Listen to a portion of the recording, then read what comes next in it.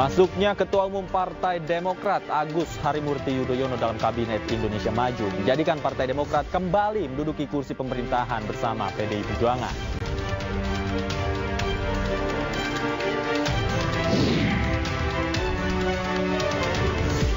Seratus tokoh menyatakan penolakan terhadap hasil Pilpres 2024 karena menilai terjadi kecurangan secara terstruktur, sistematis, dan masif.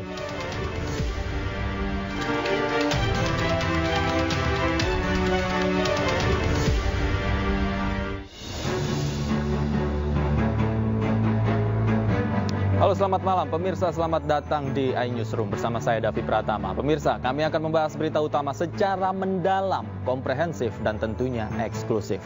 Pemirsa, masa aksi yang tergabung dalam Poros Buruh menggelar demonstrasi di depan gedung KPU Jakarta. Masa aksi menolak Pilpres curang dan meminta para komisioner KPU dipecat.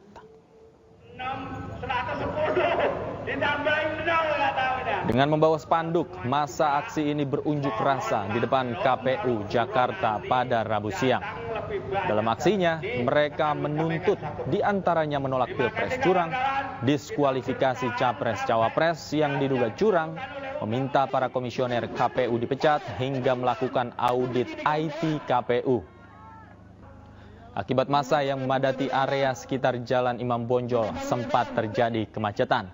Petugas kepolisian berjaga di sekitar lokasi dan menutup sementara Jalan Imam Bonjol di depan kantor KPU. Hasil. Teman-teman harus paham tentang baliho ini. Memang Kita ke informasi lain pemirsa, Ketua Umum Partai Demokrat Agus Harimurti Yudhoyono dilantik menjadi Menteri Agraria dan Tata Ruang atau Kepala Badan Pertanahan Nasional. AHY menggantikan Hadi Cahyanto yang menjadi Menko Polhukam. Presiden Joko Widodo melantik Ketua Umum Partai Demokrat Agus Harimurti Yudhoyono menjadi Menteri Agraria dan Tata Ruang. AHY mengisi posisi sebagai Menteri ATR BPN karena Hadi Cahyanto menempati posisi baru sebagai Menko Polhukam. AHY hadir didampingi istrinya Anissa Pohan pada pukul 10:30 waktu Indonesia Barat di Istana Negara.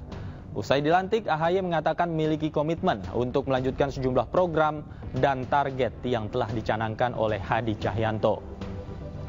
Target tersebut diantaranya adalah menuntaskan pemenuhan sertifikasi tanah elektronik hingga menyelesaikan isu sengketa tanah yang hingga kini masih ada.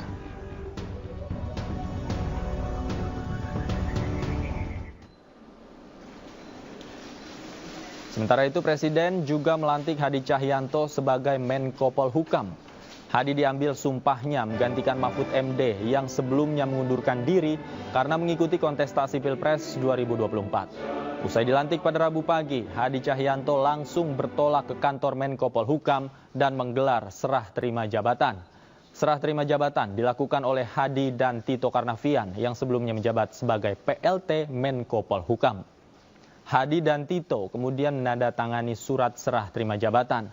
Acara sertijab ini dihadiri oleh beberapa pejabat seperti Menpan RB Azwar Anas, Wakil Menteri Pertahanan Herindra, Jaksa Agung ST Burhanuddin, dan Wakapolri Komjen Agus Andrianto.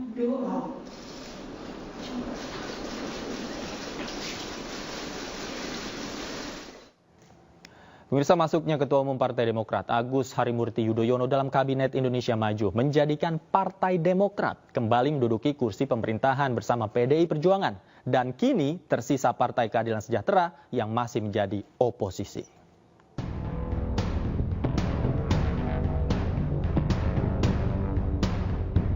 Kocok ulang kabinet kembali dilakukan oleh Presiden Joko Widodo di Rabu Pon. Hari dan tanggalan yang kerap jadi waktu khusus bagi Jokowi untuk melantik menteri. Masuknya Ketua Umum Partai Demokrat Agus Harimurti Yudhoyono dalam Kabinet Indonesia Maju sebagai Menteri Agraria dan Tata Ruang Kepala Badan Pertahanan Nasional menunjukkan betapa cairnya koalisi partai politik hingga di penghujung jabatan Presiden. Usai bertemu dengan Ketua Umum Partai Nasdem Surya Paloh beberapa waktu lalu, Jokowi berencana mengundang Ketua Umum Partai Kebangkitan Bangsa Muhaimin Iskandar dan juga Ketua Umum PDI Perjuangan Megawati Soekarno Putri. Terkait dengan pertemuan dengan ketua parpol lain, Pak? Ketua parpol? Iya, kan ada yang lain, Pak. Kata Bapak semuanya. Kira-kira kapan, Pak? Semua yang kira-kira memang ketemu ya bisa saja ketemu. Kalau memang nggak perlu ketemu, kenapa harus ketemu? Pak Presiden, Nah, ini dalam proses diatur semuanya. Karena saya memang ingin menjadi jembatan semuanya. Politisi PDI Perjuangan Adiana Pitupulu yang juga Wakil Deputi Kinetik Teritorial TPN Ganjar Mahfud justru mempertanyakan niat dan maksud Jokowi itu. Menanggapi hal tersebut, Adian menyatakan proses hitung suara KPU saja masih berlangsung. Dugaan suara menggelembung pun masif disuarakan. Karenanya Adian mempertanyakan langkah Jokowi untuk merangkul parpol pasca pemilu. Sampai saat ini rakyat bingung karena produk yang dikeluarkan oleh lembaga negara tidak mampu menjelaskan. Ada yang aneh, ada yang tidak benar, ada suara yang berubah-ubah, angka yang menggelembung dan sebagainya. Terus kenapa kita mau bicara tentang rangkul-merangkul? Pemenangnya saja belum tahu. Selain itu, masuknya AHY di kursi kabinet di ujung jalan masa jabatan presiden membuat Partai Demokrat berada di posisi yang sama dengan PDI Perjuangan. Lobi-lobi Jokowi dan cairnya koalisi menjadikan Partai Demokrat kembali di pemerintahan dan meninggalkan Partai Keadilan Sejahtera sebagai oposan. Dari Jakarta, Tim Liputan iNews melaporkan. Beredarnya susunan kabinet Prabowo Gibran di media sosial dibantah langsung Wakil Ketua Tim Kampanye Nasional Ahmad Muzani. TKN memastikan bahwa susunan kabinet yang beredar dipastikan hoax.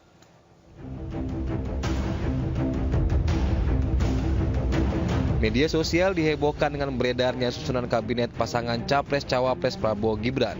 Menanggapi hal itu, Wakil Ketua TKN Ahmad Muzani membantah. Muzani menegaskan, jika susunan kabinet Prabowo Gibran di media sosial merupakan hoax, sementara pihaknya masih menunggu hasil resmi KPU terkait penghitungan suara Pilpres 2024. Berbagai macam spekulasi pasti akan terjadi, termasuk spekulasi tentang daftar kabinet Prabowo Gibran. Jadi saya ingin mengatakan bahwa semua yang beredar di berbagai macam sosial media, siapapun namanya, apapun daftarnya, itu spekulatif. Kenapa? Karena Pak Prabowo dan Mas Gibran masih menunggu keputusan real count dari Komisi Pemilihan Umum yang merupakan lembaga yang memiliki kewenangan untuk menetapkan calon presiden dan wakil presiden untuk menjadi pemenang pemilu. Muzani juga menambahkan, penyusunan kabinet nantinya harus melalui mekanisme keputusan partai koalisi dan para tokoh yang terlibat di dalamnya. Dari Jakarta, Den Helmi Sajangbati, iNews melaporkan. Wacana mengusung hak angket terkait dugaan kecurangan Pilpres 2024 terus menguat. Anggota DPR fraksi PDI Perjuangan yang juga Wakil Deputi Kinetik Teritorial TPN Adiana Pitupulu menegaskan hak angket digulirkan bukan mencari kalah menang, tapi mencari kebenaran.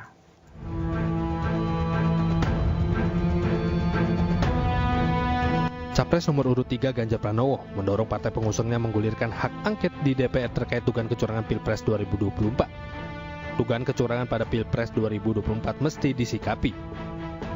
Fraksi PDIP DPR juga telah menegaskan solid melayangkan hak angket DPR guna menelisik kejanggalan dalam proses Pilpres 2024. Anggota DPR fraksi PD Perjuangan yang juga Wakil Deputi Kinetik Teritorial TPN Adiana Pitupulu juga menyatakan partai-partai pengusung pasangan nomor urut 3 Ganjar Mahfud dan nomor urut 1 Anies Muhaimin akan solid mengusung hak angket. Selain itu, Adian juga menegaskan hak angket digulirkan bukan mencari kalah menang, tapi mencari kebenaran. Pak Ganjar, Pak Anies sudah sepakat untuk mengajukan hak angket beserta dan partai-partai pendukungnya. Ya kita lihat saja di parlemen proses politiknya. soal hak angket itu Bang, kalau dari fraksi PDI sendiri gimana? Menurut saya ketika Ketua Umum perintahkan kita pasti solid. Partai-partai koalisi Pak Ganjar juga pasti solid kan sudah ada pembicaraan kok. Begitu juga partai-partai koalisi Pak Anies juga pasti solid karena sudah ada pembicaraan. Kita tidak sedang mencari kalah menang saja, tapi kita sedang mencari kebenaran itu sendiri. Hak angket adalah hak untuk melakukan penyelidikan terhadap pelaksanaan suatu undang-undang, kebijakan pemerintah yang berkaitan dengan hal penting, strategis, dan berdampak luas pada kehidupan bermasyarakat, berbangsa, dan bernegara yang diduga bertentangan dengan peraturan perundang-undangan. Dari Jakarta, Anggita Maura, Ahmad Putra, iNews melaporkan. Pemirsa, Capres Anies Baswedan mengatakan Koalisi Perubahan mendukung usul Capres Ganjar Pranowo agar DPR menggunakan hak angket mengusut kecurangan Pilpres. Anies yakin proses hak angket bisa berjalan karena dikawal fraksi PDI Perjuangan yang merupakan fraksi terbesar di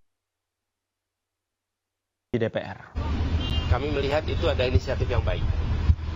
Dan ketika Pak Ganjar menyampaikan keinginan untuk melakukan angket itu, fraksi PDI Perjuangan adalah fraksi yang terbesar. Kami yakin bahwa Koalisi Perubahan, Partai Nasdem, Partai PKB, Partai PKS akan siap untuk bersama-sama. Jadi siap, saya memandang dengan adanya inisiatif angket, proses di DPR bisa berjalan. Kami siap dengan data-datanya. Dan di bawah kepemimpinan fraksi terbesar, maka proses DPR bisa berjalan.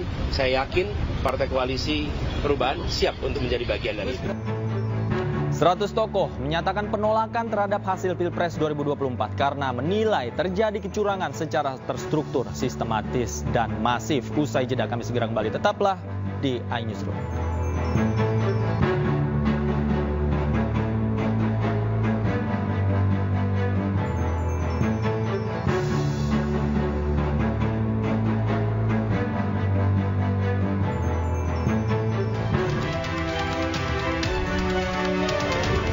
Kembali di Newsroom, pemirsa, 100 tokoh menyatakan penolakan terhadap hasil Pilpres 2024 karena menilai terjadi kecurangan secara terstruktur, sistematis, dan masif. Pembacaan atas sikap penolakan para tokoh terhadap hasil Pilpres dibacakan oleh mantan Ketua Umum PP Muhammadiyah Din Syamsuddin. Para tokoh juga menilai pelaksanaan Pilpres 2024 menyimpang dari etika politik, agama, dan budaya bangsa.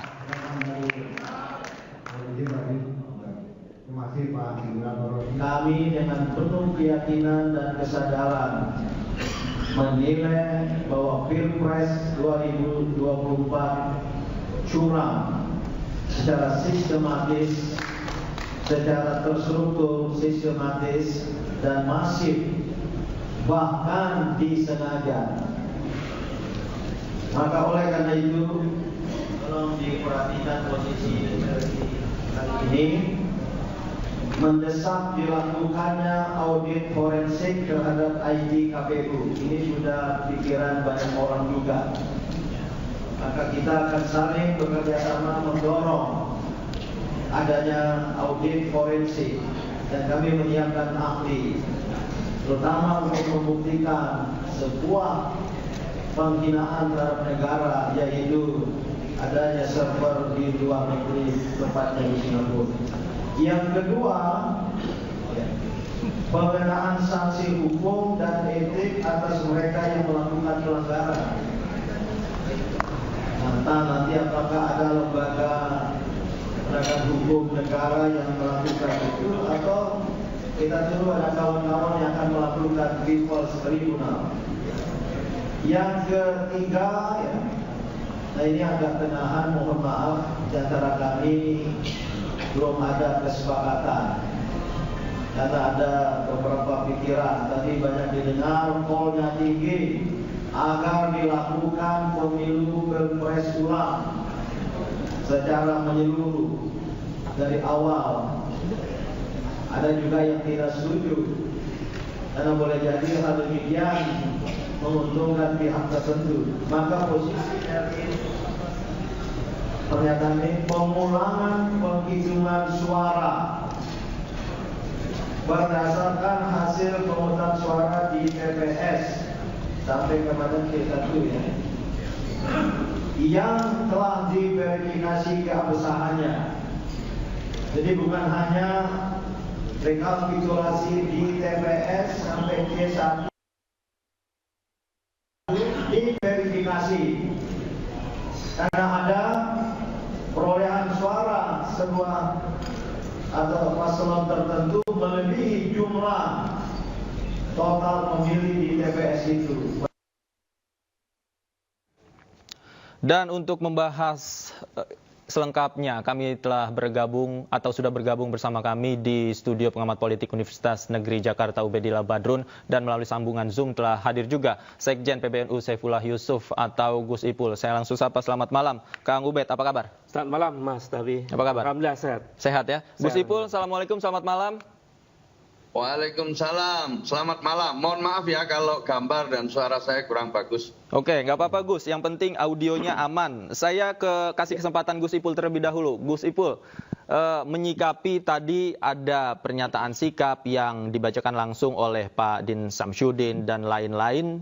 Nah, Anda sebagai Sekjen PBNU, sikapnya seperti apa? Ya, pertama-tama ya kami menghormati proses dan tahapan-tahapan pemilu ini. Lebih dari 80% pemilih telah datang ke TPS.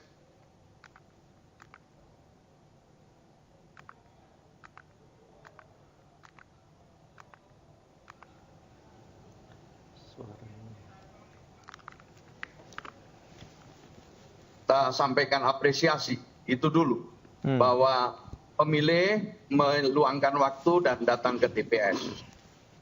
Yang sekarang kita tunggu adalah penghitungan hasil akhir. Sebelumnya ada tahapan-tahapan. Ini kita harus ikuti semua prosesnya dengan baik. Bahwa kemudian dianggap ada kecurangan, ya, ini juga harus diproses sebagai mestinya. Saya bicara sebagai orang yang pernah mengikuti beberapa kali pilihan secara langsung, pilihan gubernur 3 kali, dan kemudian juga pilihan wali kota. Saya merasakan betul bagaimana tahapan-tahapan itu dilalui, dan pada akhirnya kita harus menerima apa yang telah jadi pilihan rakyat. Kalau dirasa ada kecurangan, kalau dirasa ada hal-hal yang bisa dikatakan tidak sesuai dengan ketentuan, ada mekanisme, ada proses. Itu yang ingin kami sampaikan. Yang kedua, kita tidak boleh mencampur adukan ya, termasuk saya lihat ada hak angket segala macam, yang itu sebenarnya jauh dari urusan pemilu, ya kan? Ini terpisah sebenarnya, urusan isunya juga terpisah. Jadi saya ingin tahapan ini harus berjalan sebagai rasa penghormatan kita kepada rakyat. Itu saja, Mas. Terima kasih. Oke, kemudian terkait jika memang ada indikasi kecurangan yang beberapa kali disuarakan oleh banyak pihak, kalau Anda melihatnya bagaimana cara membuktikan kalau kecurangan itu ada, ataukah sebaiknya ya terima hasil pemilu nanti versi resmi KPU saja? Iya, tinggal tunggu hasil resmi KPU aja, karena di TPS itu kan lengkap ya. Ada saksi resmi, ada saksi independen, bahkan ada juga pemilih di sekitar TPS itu yang ikut menjadi saksi. Jadi banyak sekali di TPS itu yang menjadi bagian dari proses sejak awal sampai kemudian penghitungan. Dan penghitungannya berjenjang gitu loh. Maka kalau dianggap curang, maka kecurangan itu yang terjadi ya di TPS itu. Kan tidak mungkin melakukan kecurangan di luar TPS. Oke. Kalau kemudian ada isu-isu sebelum pencoblosan dimulai sudah dicoblos sendiri, itu juga sifatnya kasuistik dan harus ada kepastian gitu di TPS mana itu terjadi. Saya dulu juga zaman saya itu ya, antara waktu Pak Karwo, saya mewakili Pak Karwo dengan Pak, juga ada hal-hal seperti itu yang itu bisa dilakukan oleh siapa saja, oleh oknum-oknum gitu. Maka itu memang kecurangan ini harus dengan bukti dan tidak boleh kita membangun opini bahwa telah terjadi kecurangan di semua tempat.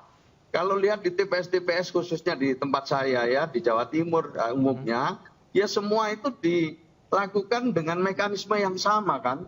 Orang datang, kemudian daftar, nunggu, nyoblos, setelah itu selesai, dimasukkan kotak dan setelah itu dihitung. Semuanya itu sama mekanismenya gitu. Oke. Jadi kalau dianggap ada kecurangan harus ada bukti itu. Terima kasih, Mas. Oke.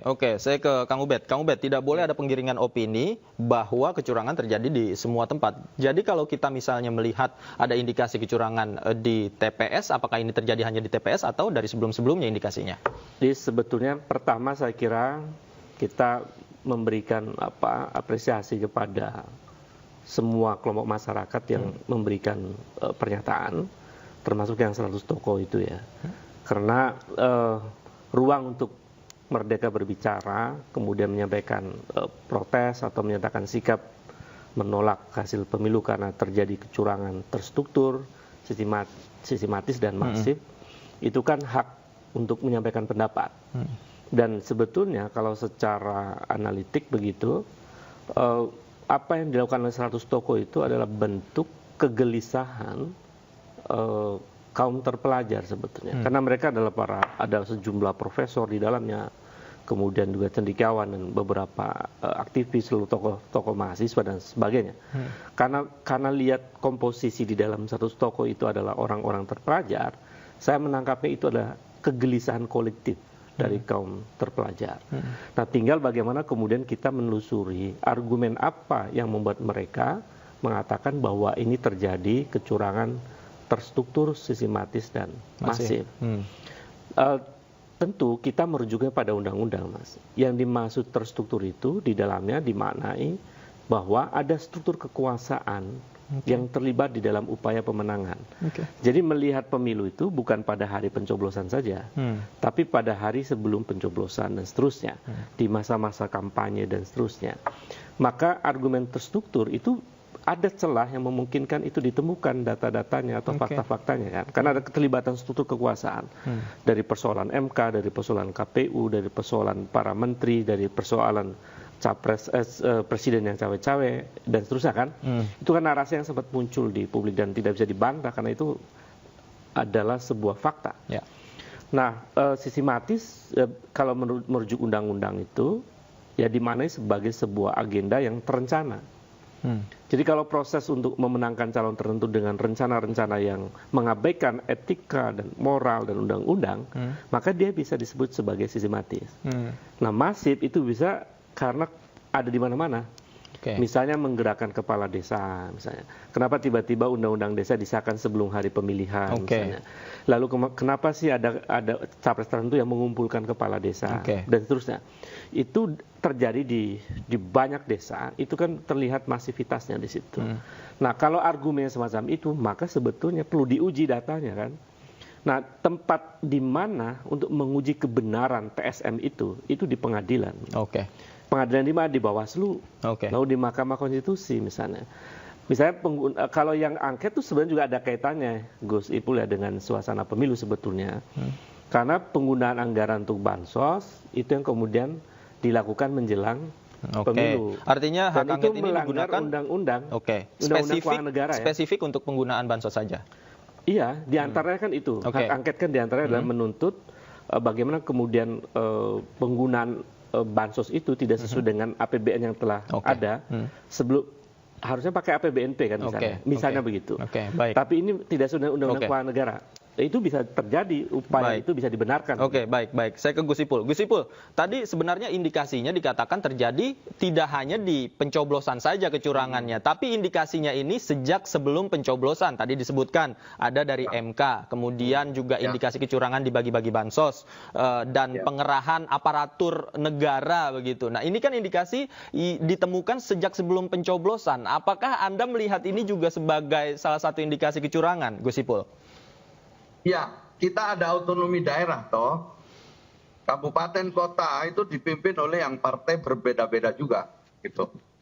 Jadi saya terus terang masih meragukan ya keterlibatan aparat sipil daerah lah atau lewat ASN gitu. Karena kita sudah ada otonomi daerah. Kemudian yang kedua, ini beda tahun 2014 zaman saya dulu ya, di mana rekrutmen KPPS itu oleh kepala desa atau oleh lurah atau oleh instrumen pemerintahan di daerah itu. Bahkan sekretaris KPU-nya saja itu adalah dari bupati wali kota yang mengusulkan atau yang mengangkat. Tapi setelah 2014 ya, mulai dari 2019 ketika saya ikut Pilgub itu KPPS itu sudah direkrut langsung oleh KPU.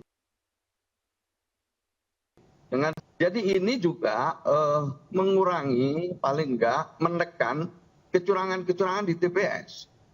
Jadi sebenarnya udah ada dibangun satu perbaikan sistem ya, sehingga memperkecil peluang untuk melakukan kecurangan di TPS. Nah, kalau kemudian tadi ya dikaitkan dengan penggunaan aparat dan lain sebagainya, kan sekarang juga harus dibuktikan gitu. Sekali lagi, bupati wali kotanya beda-beda ini. Oke, sambil kita tunggu sambungan visual terkonek kembali dengan Gus Ipul, saya ke Kang Ubed. Kang Ubed, pertanyaannya kemudian, jika memang kecurangan ini terjadi sejak sebelum pencoblosan, tadi Anda katakan sejak di MK begitu ya, bagaimana kemudian cara membuktikannya? Ini sulit, membuktikan bagaimana kecurangan itu terjadi secara terstruktur, sistematis, dan masif. Karena 2019, saya ingat saya, koreksi kalau saya salah, juga terjadi demikian. Ada indikasi kecurangan, kemudian pembuktiannya seperti apa? Di MK juga kalah juga yang gugat. Berbeda dengan 2019. Karena 2019 tidak ada putusan Mahkamah Konstitusi yang melanggar etika berat. Itu yang membedakan paling dasar ya. Nah, pemilu 2024 ini memang persoalannya dimulai dari ketika Mahkamah Konstitusi membuat keputusan yang kontroversial, lalu kemudian diputuskan oleh Mahkamah Kehormatan MK bahwa Ketua MK saat itu dinyatakan melanggar etika berat. Nah, ini kan sebetulnya ada sebuah praktek kekuasaan yang tidak bermoral kan. Tapi kemudian karena logika hukum formalnya MK mengatakan bahwa putusan MK itu adalah final and binding, final dan mengikat, maka kemudian kan terus jalan begitu. Tapi ini membawa bau busuk kekuasaan karena di situ terbukti oleh Mahkamah Kehormatan MK bahwa ada ruang yang diberikan begitu luas oleh Ketua Mahkamah Konstitusi untuk adanya intervensi dalam proses pengambilan keputusan. Nah, ini karena menyangkut calon wakil presiden, maka ada kaitannya dengan pemilu.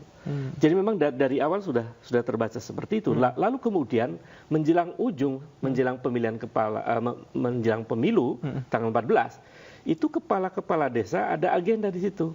Ada demonstrasi kepala desa, minta undang-undang desa disahkan. Lalu undang-undang desa tiba-tiba disahkan. Ya kan? Lalu kemudian sebelumnya ada pengumpulan kepala desa. Lalu beberapa lokasi ada kepala desa yang dikumpulkan oleh capres tertentu misalnya. Itu semua adalah aparat langsung di desa, bukan kepala daerah. Tidak langsung ke kepala daerah. Karena tadi Gus Ipul mengatakan bahwa kepala daerah memang berbeda-beda partai begitu kan. Tidak mungkin semuanya bisa digunakan begitu. Tetapi kepala desa yang paling nampak itu kan data empirik atau peristiwa nyata bahwa kepala desa dikumpulkan. Baik, kita nantikan di kepala desa data empirik, nanti kita elaborasi lagi usai jeda. Pemirsa jangan kemana-mana, dialog masih akan kami lanjutkan usai jeda berikut, tetaplah di iNewsroom. Di iNewsroom, pemirsa, saya masih bersama dengan Kang Ubedillah Badrun dan Gus Ipul. Tadi sempat terputus dengan Gus Ipul, saya kasih kesempatan dulu deh ke Gus Ipul. Jadi sebenarnya PBNU melihat apa yang terjadi saat ini seperti apa? Melihat guru besar bersuara, kemudian tokoh bangsa bersuara, bahwa fakta-fakta di lapangan mengindikasikan ada kecurangan. Sikap PBNU seperti apa? Mohon maaf, masih di mute. Gus Ipul, boleh dibuka audionya? Tentu ya patut didengar. Ya, suara-suara yang disampaikan patut didengar dengan bijak. Ya. Tetapi ini yang kita bicarakan adalah tahapan pemilu yang sekarang sudah selesai pemilihan dan tinggal menunggu hasil. Ya kan? Sebelum tahap pemilihan itu banyak sekali proses yang kita lewati, mulai dari pencalonan dan seterusnya lah, yang sampai dikatakan ini memenuhi syarat oleh KPU karena penanggung jawab penyelenggara ini adalah KPU. Nah, ini yang saya maksud yang tadi bicara itu adalah soal hasil di TPS yang sekarang menjadi acuan. Proses adalah hal yang juga perlu dibahas, tetapi harus ada bukti-bukti yang cukup. Tadi sudah disampaikan kita bisa ke pengadilan misalnya. Jadi sekali lagi menurut saya sehat Kalau kemudian dianggap ada kecurangan, mengumpulkan bukti, dan kemudian diproses ke pengadilan sebagai bagian dari pembelajaran publik tentang kejadian-kejadian yang menyertai pemilu kita ini. Itu sikap kita, jelas kita patut untuk mendengar dengan bijak, dan kalau perlu disertai bukti dan diteruskan ke pengadilan. Toh yang namanya proses untuk membangun demokrasi ini kan berkelanjutan. Yang kedua, yang terkait dengan kepala desa. Undang-undang kepala desa itu kan juga ditentukan oleh DPR, di mana semua fraksi ada di sana, dari semua partai.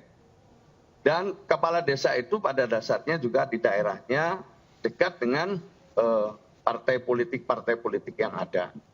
Jadi menurut saya tidak semua kepala desa juga pikirannya sama.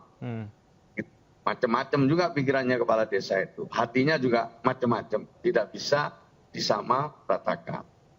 Jadi sekali lagi ya, menurut saya proses ini harus jalan, dan di dalam Pilpres ini juga harus sampai akhir kita. Sampai harus ada pemenang. Tidak mungkin berhenti di tengah jalan. Gus Ipul, tapi kemudian saya penasaran begini, bukankah fakta-fakta tentang perpanjangan masa jabatan kepala desa, kemudian dugaan intimidasi dan intervensi yang dilakukan oleh ASN, kemudian ada juga bansos yang diberikan pada momentum yang sebentar lagi dilakukan pemilu. Masyarakat umum bisa saja curiga, kemudian ketidakpercayaan publik pada hasil rekapitulasi suara KPU. Bukankah ini menjadi asumsi? Publik tidak percaya bahwa pemerintah ini netral, artinya ada indikasi penggiringan ini kepada salah satu paslon.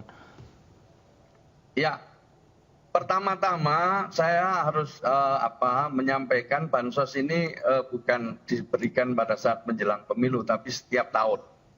Ya kan, karena ini diberikan menjelang pemilu menjadi isu yang sangat penting.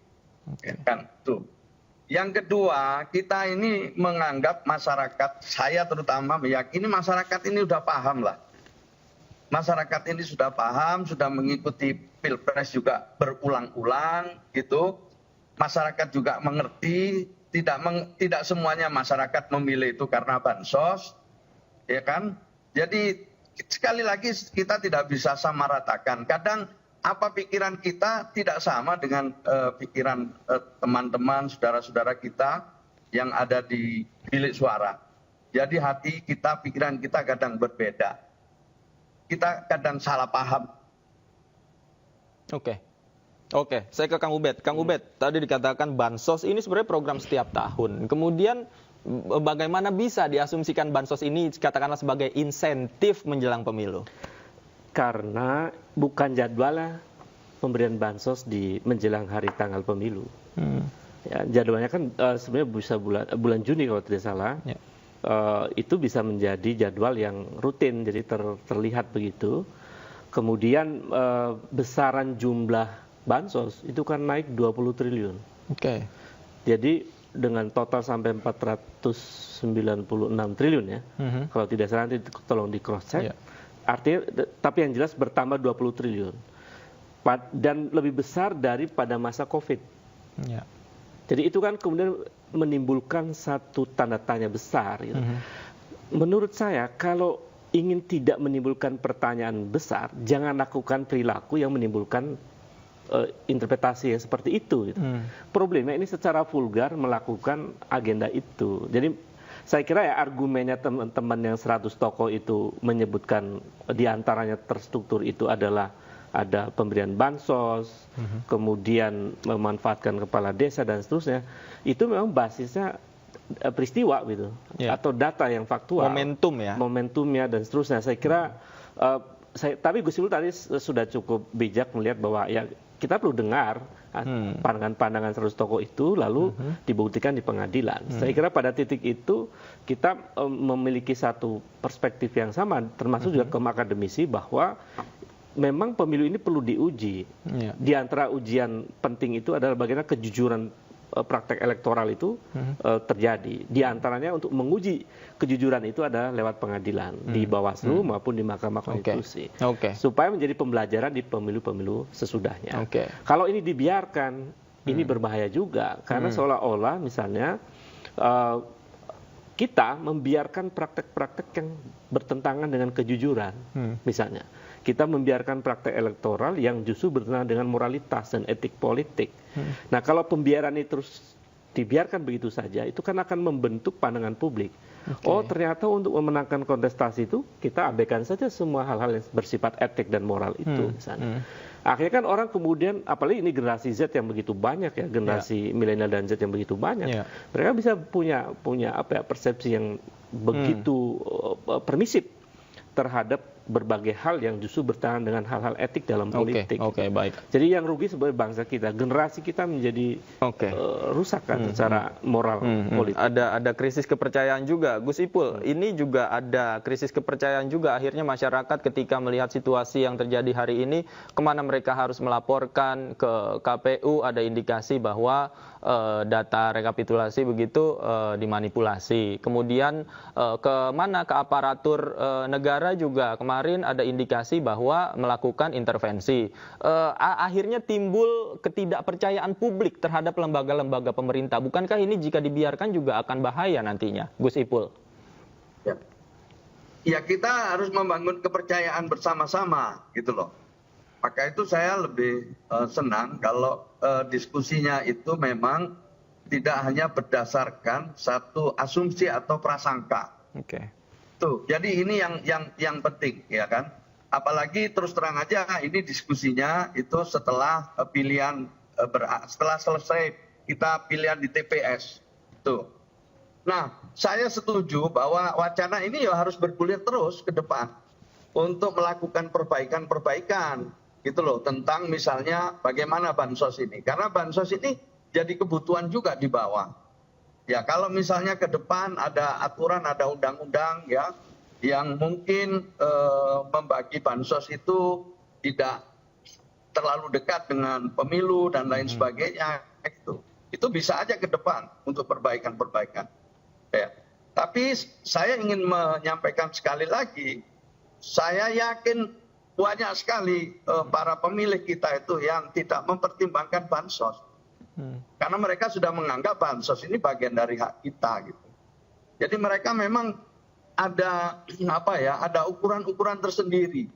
Yang saya banyak mengikuti temuan-temuan di survei ya. Ya, saya diskusi dengan Pak Denny JA, saya tanya tentang apa sih yang dipikirkan oleh masyarakat itu di berbagai daerah itu, di kota dan di desa. Memang kadang-kadang beda gitu loh. Apa yang kita pikir dengan apa yang mereka pikir.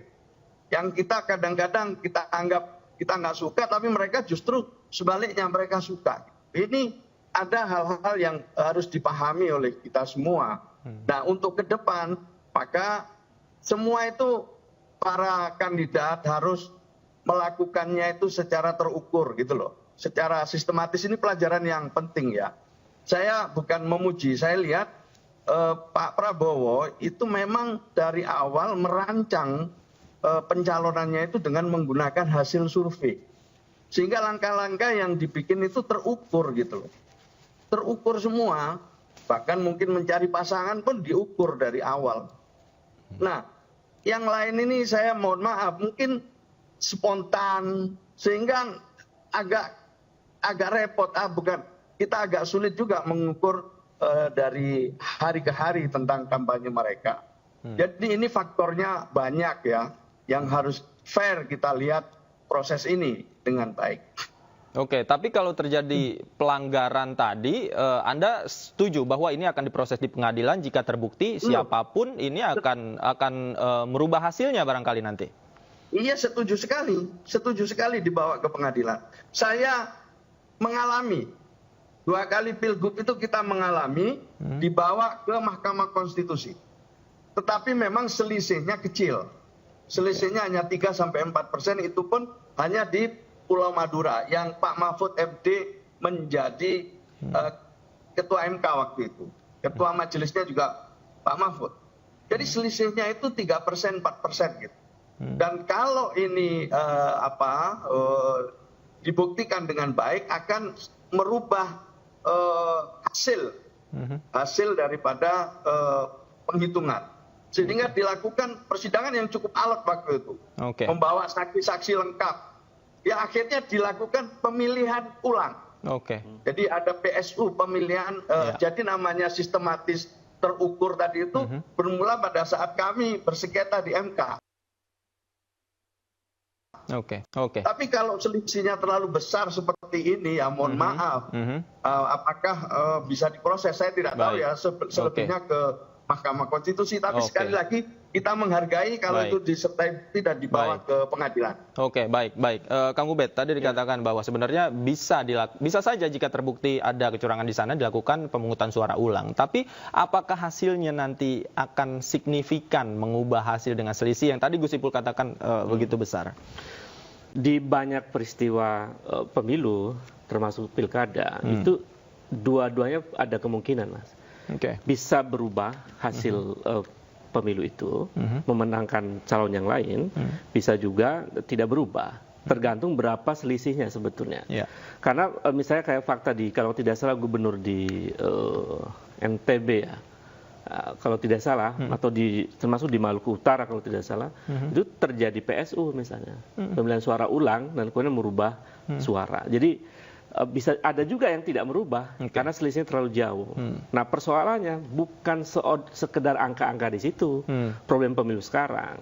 Bukan juga tadi saya mengingatkan Gus Ipul bahwa pertimbangan untuk memilih kandidat memang basisnya riset kan. Tapi juga jangan semata-mata basisnya riset. Pakai dong basis etika dan moral juga di dalam menentukan pasangan tertentu kan.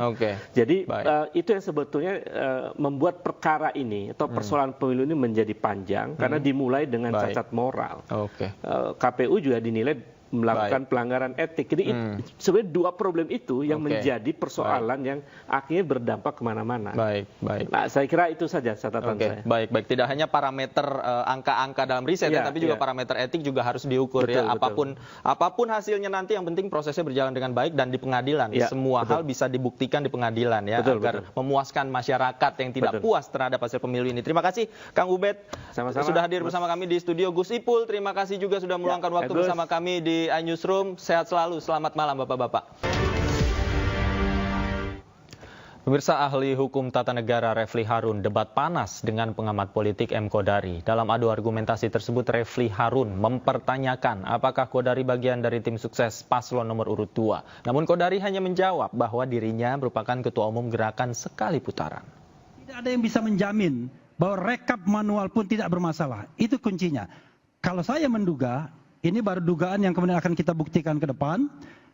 Modelnya adalah di-save terlebih dahulu angka dan presentasinya, kemudian ada yang memperkuatnya, kemudian hitungan sirekap yang berproses persentasenya itu menyesuaikan dan konsisten terus-menerus, dan terakhir kemudian dihantam dengan manual yang katanya konsisten dengan angka yang sudah di-preset itu. Itu keyakinan saya, tetapi sekali lagi... Gimana?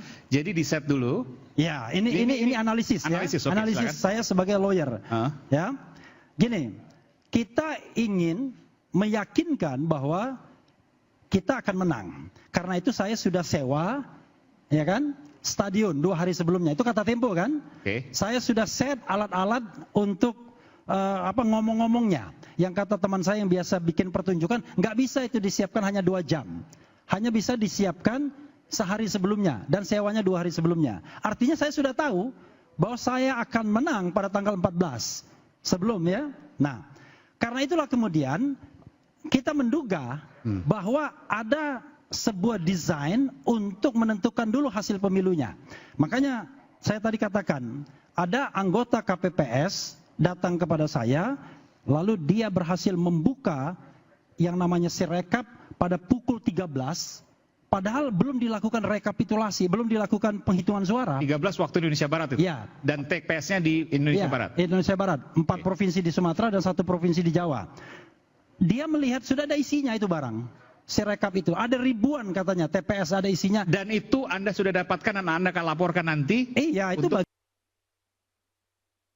Anda. Silakan, Bung Kodari punya pendapat soal ini?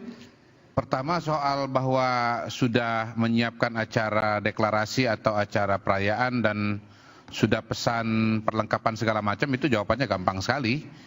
Bahwasanya kita sudah melihat dari indikasi hasil survei ya, dan analisa-analisa lainnya bahwa 02 akan menang. Dan sebaliknya saya mau mengatakan begini, kalau 01 tidak menyiapkan dan tidak pesan alat band, 01 sudah memperkirakan dia akan kalah gitu loh. Karena kalau dia akan memperkirakan akan menang juga udah pesan juga. Begitu kan? Ya kan begitu. Jadi dari survei begitu ya. Dari ini sebenarnya tim sukses, Anda tim sukses 02 atau ahli sih sebenarnya? Enggak, terus terang dong. Saya tim sukses 01, Anda 02. Gini, saya diundang di sini, Anda tim sukses 02 enggak? Gini, saya ataukah Anda bagian dari konspirasi itu? Untuk saya tanya, Anda konsisten dong. Dengan apa yang diberikan kepada saya. Anda konsisten.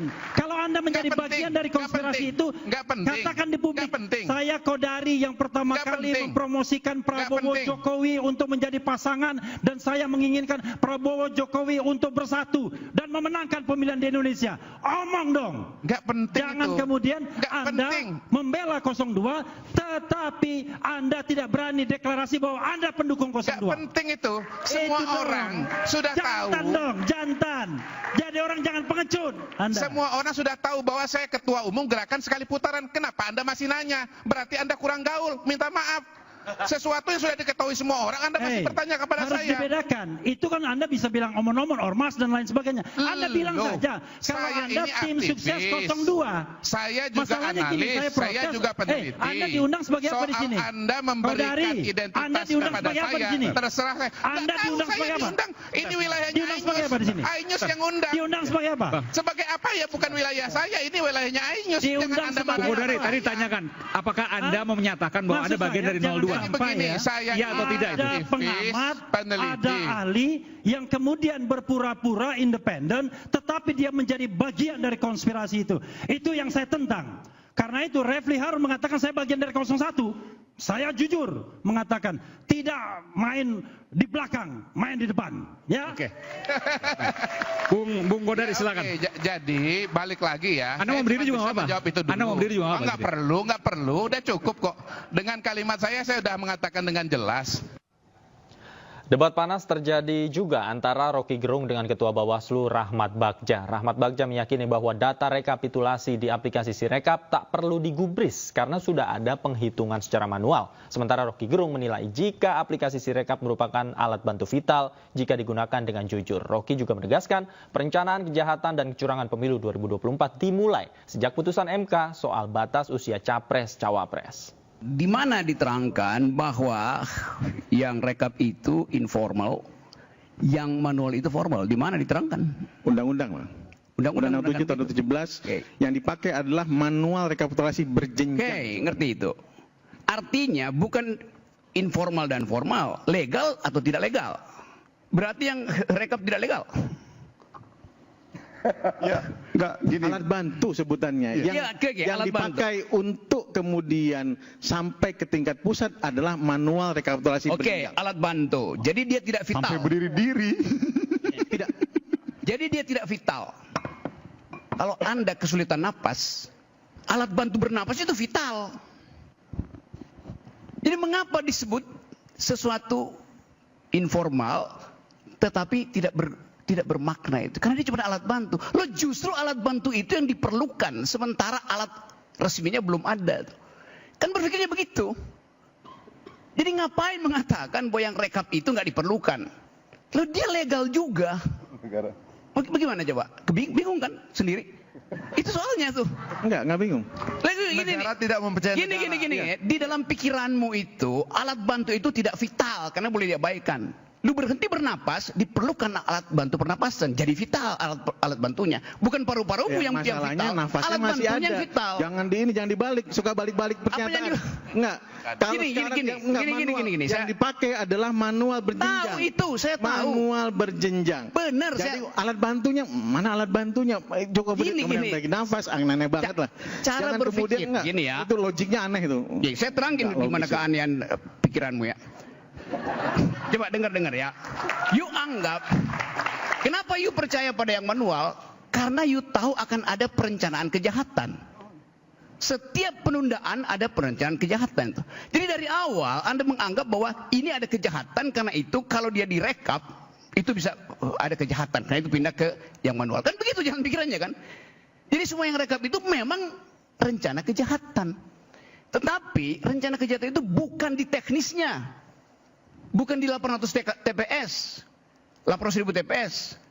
Rencana kejahatan dimulai oleh 1 TPS. Di mana itu? Di Mahkamah Konstitusi. Yang suratnya dicoblos oleh Jokowi sendiri tuh. That's the point itu.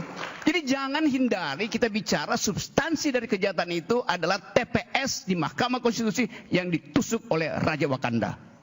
Itu dasarnya. Wakil Deputi Kinetik Teritorial TPN Adian Apitupulu menegaskan banyak kejanggalan dari awal hingga akhir pemilu. Adian juga menegaskan bahwa kecurangan tidak hanya dilihat dari angka-angka dan negara harus bertanggung jawab terhadap kondisi yang saat ini terjadi. Kecurangan itu tidak bisa lu lihat cuma di angka-angka.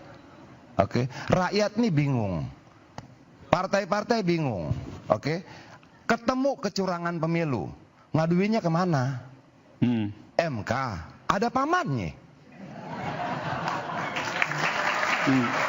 Enggak, lalu kemana? Mau tidak mau pilihannya adalah hak angket. Ditarik ke parlemen, parlemen harus bertanggung jawab mengontrol produk undang-undangnya salah atau tidak. Parlemen harus bertanggung jawab terhadap setiap rupiah pengeluaran uang yang dia tanda tangani dalam APBN itu. Ya mau tidak mau, dorong aja di hak angket, kan memang mekanismenya ada. Lu setuju kan?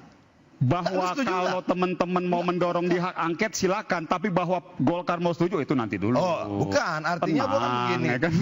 Masih panjang permainan. Ada rangkaian kecurangan yang tidak berhenti cuma di soal angka-angka. Enggak loh, man. Komunikasi gua dengan ketua KPU itu jalan, dan gua bilang sama dia, angka gua kemarin sekian, ini Adian nih. Bukan Pilpres. Ngitung angkanya lebih dikit, kertas suaranya lebih dikit dibandingkan Pilpres. Kenapa hari ini sekian, jam 8 pagi sekian, jam 5 sore turun. Hilang 470 suara. Lu baru menghitung 15.000 TPS di Kabupaten Bogor. Dengan 9 orang caleg DPR RI. Berubah dalam waktu 6 jam, suara gua turun 470 suara. Itu baru Adian. Gimana lo begini? Sebentar dulu. Artinya bahwa gini, kalau kemudian untuk 15.000 TPS saja bisa terjadi itu, mungkin nggak terjadi untuk 823.000 TPS yang lain. Lebih mungkin dong peluangnya, lebih besar dong peluangnya. Kan seperti itu. Makanya solusinya sebenarnya gampang, Bang. Solusinya adalah yuk kita sama-sama kerahkan saksi-saksi kita, pasukan-pasukan kita ikut dalam proses rekap perhitungan manual. Gini, man. Itu tanggung jawab partai politik. Ada tanggung jawab negara. Bisa nggak gua bilang bahwa seluruh angka yang sudah dipublikasikan oleh Sirekap itu hoax? Kalau itu bisa dikatakan, bisa nggak dikatakan negara menyebarkan hoax? Bisa nggak? Oke, kalau bisa dikatakan negara menyebarkan hoax, buka undang-undang ITE. Ada sanksinya loh. Kalau buka undang-undang, buka undang-undang penyebaran kebohongan publik, ada sanksinya loh. Begini, menurut saya harus ada langkah hukum ketika negara dianggap menyebarkan hoax. Capres Anies Baswedan ungkap Koalisi Perubahan akan dukung hak angket DPR sebagaimana usulan Capres PDI Perjuangan Ganjar Pranowo. Newsroom segera kembali.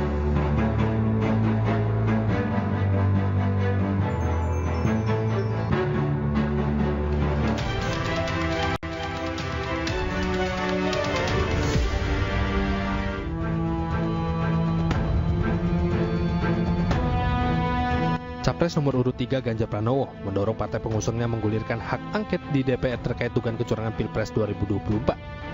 Dugaan kecurangan pada Pilpres 2024 mesti disikapi. Fraksi PDIP DPR juga telah menegaskan solid melayangkan hak angket DPR guna menelisik kejanggalan dalam proses Pilpres 2024. Anggota DPR fraksi PD Perjuangan yang juga Wakil Deputi Kinetik Teritorial TPN Adian Apitupulu juga menyatakan partai-partai pengusung pasangan nomor urut 3 Ganjar Mahfud dan nomor urut 1 Anies Muhaimin akan solid mengusung hak angket. Selain itu, Adian juga menegaskan hak angket digulirkan bukan mencari kalah menang, tapi mencari kebenaran. Pak Ganjar, Pak Anies sudah sepakat untuk mengajukan hak angket beserta dengan partai-partai pendukungnya. Ya kita lihat saja di parlemen proses politiknya. Soal hak angket itu, Bang, kalau dari fraksi PDI sendiri gimana? Menurut saya ketika Ketua Umum perintahkan kita pasti solid. Partai-partai koalisi Pak Ganjar juga pasti solid, kan sudah ada pembicaraan kok. Begitu juga partai-partai koalisi Pak Anies juga pasti solid karena sudah ada pembicaraan. Kita tidak sedang mencari kalah menang saja, tapi kita sedang mencari kebenaran itu sendiri. Hak angket adalah hak untuk melakukan penyelidikan terhadap pelaksanaan suatu undang-undang, kebijakan pemerintah yang berkaitan dengan hal penting, strategis, dan berdampak luas pada kehidupan bermasyarakat, berbangsa, dan bernegara yang diduga bertentangan dengan peraturan perundang-undangan.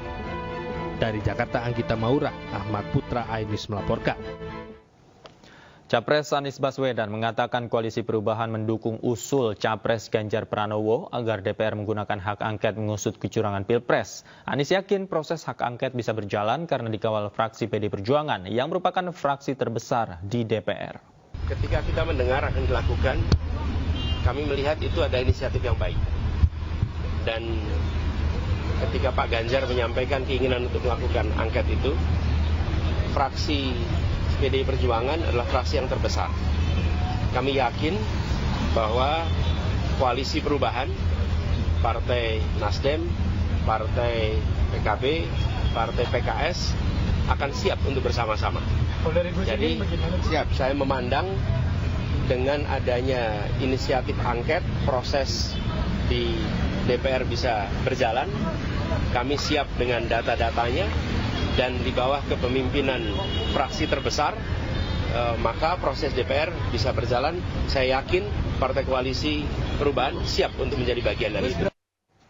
Beberapa TPS di sejumlah daerah menggelar pemungutan suara ulang di pemilu 2024. Hal itu lantaran terjadi kesalahan administrasi pemilih.